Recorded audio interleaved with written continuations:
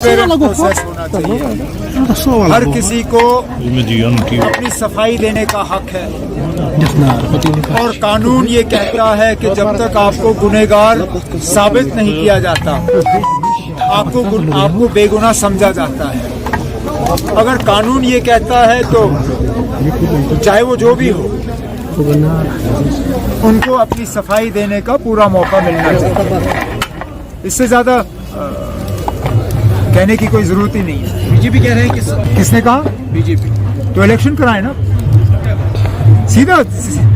सीधा जवाब है। अगर इतनी तरक्की हुई है तो इलेक्शन कराइए और लोगों को मौका दे दीजिए। अगर उन्होंने इतना काम किया है तो जरूर लोग उनको वोट देंगे, न सिर्फ जम्मू में बल्कि कश्मीर में भी।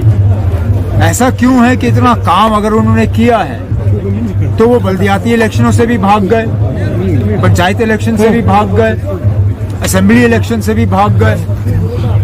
कहीं ना कहीं तो उनके कहने और जमीनी सतह पे जो हालात हैं उसमें फर्क है। इलेक्शन कराओ, दूध का दूध पानी का पानी। सबसे आसान है लोगों को तंग करना, मीटर लगाना। लेकिन सबसे ज्यादा अगर बिजली का इस्तेमाल हो रहा है वो सरकारी दफ्तरों में हो रहा है, सिक्योरिटी के कैंपों पे हो रहा है। मीटर वहां पे भी लगने चाहिए और उनका जो आउटस्टैंडिंग है पहले वो हासिल करो, उसके बाद गरीबों को तंग करो। जो सबसे ज्यादा बिजली इस्तेमाल कर रहे हैं सबसे पहले तो उनसे पैसा लिया जाना चाहिए। जो सबसे कम इस्तेमाल कर रहे हैं सबसे ज्यादा तंग उनको किया जा रहा है। ये हुकूमत का जो इस हुकूमत की जो पॉलिसी है ये अजीब ही है और ये हर लिहाज से आपको दिख रहा है।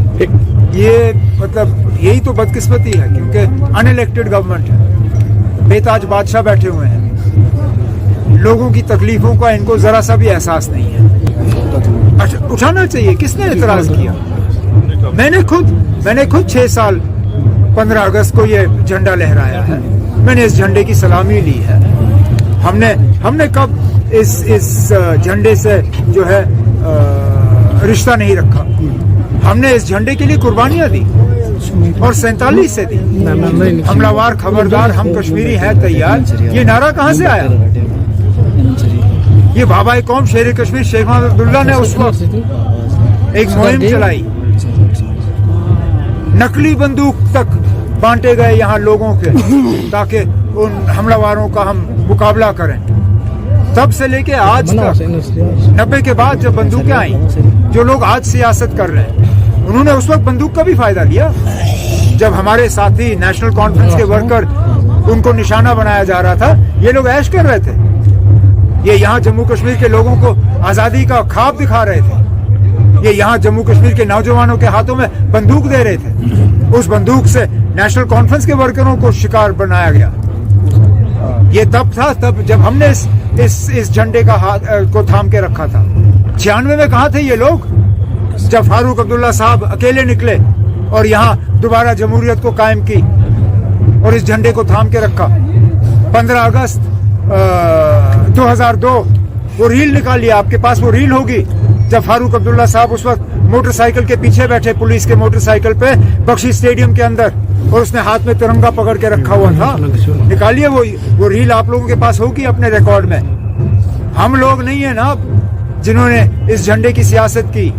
मैंने सिर्फ यही कहा कि सिर्फ झंडा दिखाने से लोगों के दिल नहीं जीते जाते। लोगों के जो जज्बात हैं उनकी कदर होनी चाहिए। लोगों के जो मुतालबे हैं वो मुतालबे हल होने चाहिए। लोगों का ये जो मदर ऑफ डेमोक्रेसी की बात होती है, ये डेमोक्रेसी लखनपुर पहुंचते पहुंचते क्यों खत्म हो जाती है? क्या यहाँ जम्मू कश्मीर के लोगों को हक नहीं है अपनी मर्जी की हुकूमत चुनने का? ये ठीक है ना? अब आप झंडा हमारे सिर आंखों पे, इस झंडे की कदर करना वो हम जानते हैं। हजारों की तादाद में मेरे साथी जो है वो कुर्बान हुए हैं इस झंडे की कदर करते हुए। झंडे की कदर की सबक जो है हमें वो सीखने की जरूरत नहीं है किसी से। लेकिन कम से कम जमहूरियत का जो कत्ल हो रहा है जम्मू कश्मीर में वो सिलसिला रुकना चाहिए। वो एक उसको ब्लैक डे ही और क्या कह सकते हैं, अफसोसनाक वाक़ा जिस तरह वो हुआ और मुझे लगता है बड़ी बात यह है कि उसके बाद इस तरह का हमला मुल्क में हो नहीं पाया, और हम तो यही उम्मीद रखेंगे कि 26 नवंबर जैसा हमला, ऐसा हमला कभी दोबारा इस मुल्क को ना देखना पड़े। उससे ज्यादा क्या कह सकते हैं।